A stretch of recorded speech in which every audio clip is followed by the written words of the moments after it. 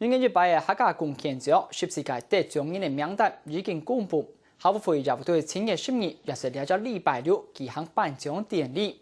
从今日开始，客家电视台会针对大家得奖人做详细紹介，而且會向小朋友嚟紹介些3屆終身貢獻獎嘅得主之一，很看到嘅劉顯慶。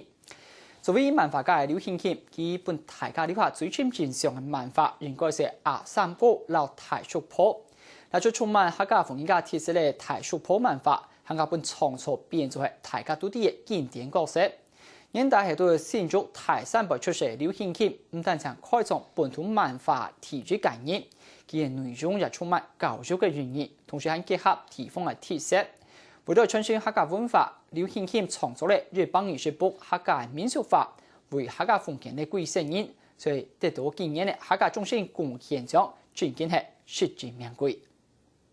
太叔婆昂爸爸，看到懷孕之手嘛，卡記者都求報復地圖壯氣吧。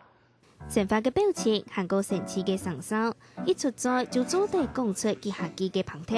雖然佢頭那無拍拍，行起上動量嘅劉顯慶，只為一講到自家打錯出嘅漫畫人物太叔婆，仲係歡喜嘅老大家分享佢嘅創作動力。客家人嘅富五嘅特色嘅美德啦，我全世界人啲嘢啦。所以我發覺太叔婆當有啲當會做些相當大樣咯，而且特色哦發出嚟啫，當成字呢，當人去看啊。今明日天空冇強陽，你天作愛萬姓阿晶嘅新年。唱啊，謝謝你。太叔婆嘅魅力唔但唱帶通新竹觀光業，客家流行到位國外。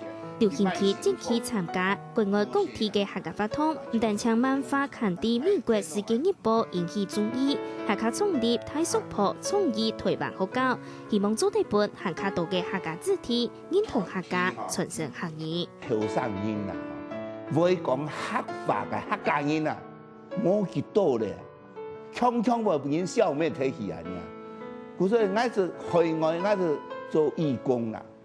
發覺到嗬，啲客家文化先冇10萬都推廣會吞得起啊！所以我前10萬推廣啲客家文化至海外。因為細細時節，順頭大部分都係好容易，多多少少受到歧視。